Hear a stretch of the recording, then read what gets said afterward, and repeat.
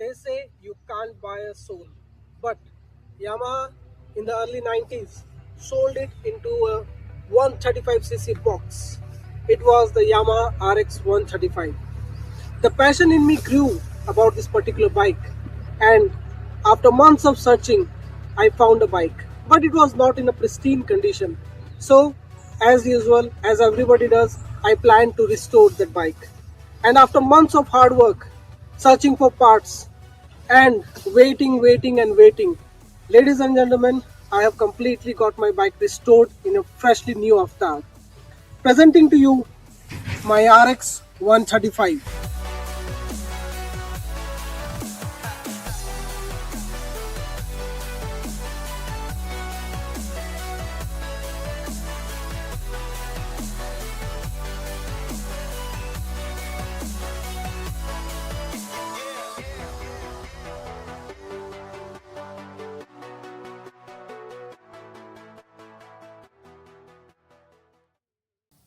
Today, I'm going to walk you through all the modifications and the process step by step of how I got this bike completely restored. If you love the smell of 2T and the screaming sound of a two-stroke engine, let's dive in. Earlier this year, I was fortunate enough to get my hands on the RX 135. It had all the papers complete. I purchased it without even having to look at the bike because I wanted a 135 and I had a plan to restore it. When I got it, it was not in the pristine condition. It was rusted and it had few leaks. It was running, but it was not as brand new. It looked vintage. So I had in mind to completely get it pin to pin restored. So I got the bike, and about 4 months of waiting, collecting spare parts, I have completely restored this bike. Everything in the bike is changed. Only the chassis, the tank and the engine are same. Apart from that, whatever you see on the bike, whatever you touch on the bike is brand spanking new. So if you see the headlight dome, the visor is modified. It is inspired from, as I said, RX 115. The headlight is of RXZ, and I have changed the front mudguard to, and if you see, the paint scheme on the bike is completely different. It is inspired from RX King. I like that stickering, so I got the stickers in place. Though the engine specifications are not completely of a King engine, but it is what I say is a mix of RX 115 and RX King. The mechanic had done a great job, and it took some time, but the look came out as I wanted. Now if you come closer, I want to show you the handlebar is completely new. The switch gears are new. It is from RX 135 5-speed with the pass. These are the replica of RX King mirrors.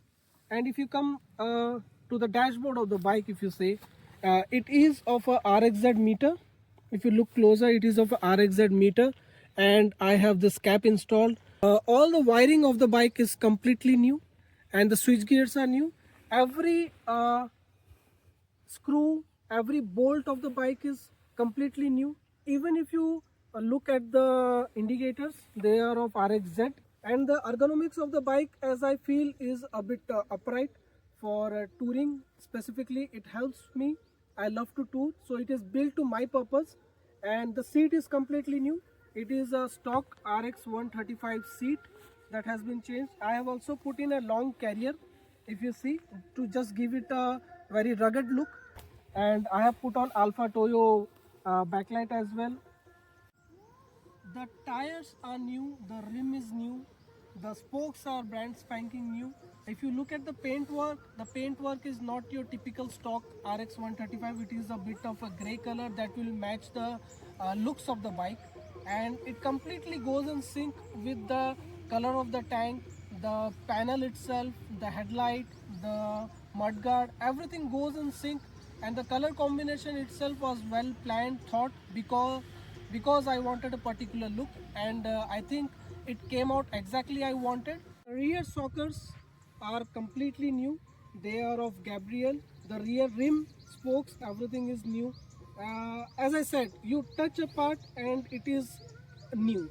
If you touch anything of the bike, it is new. Only the tank, the chassis and the engine is old. Apart from that, everything is brand spanking new. If you come to the other side of the bike, you will notice the exhaust seems a bit different. It is not your typical stock RX 135 exhaust. It is an exhaust I have got from a RX-Z bike. So the exhaust itself, as I was saying, is giving a different look to the bike. And I know enough talking, you want to hear the bike, how it sounds. So let's get straight in and make you hear the sound of the bike.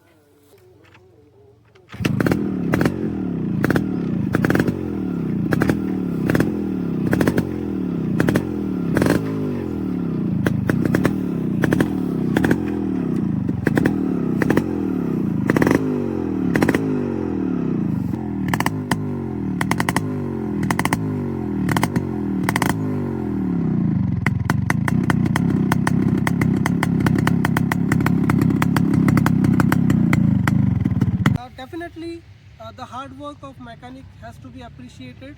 In these times, you have to find a mechanic that is well experienced and knows what he is doing toward the bike in a of the better than I had expected. And the outcome itself, you can see, is a beautiful machine.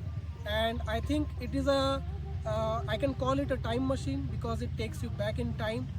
Looks beautiful, and I think the life of the bike itself has increased to next 10 years. So hope you like the bike as a whole, and do comment how did you like the bike, and thanks for watching. Thank you.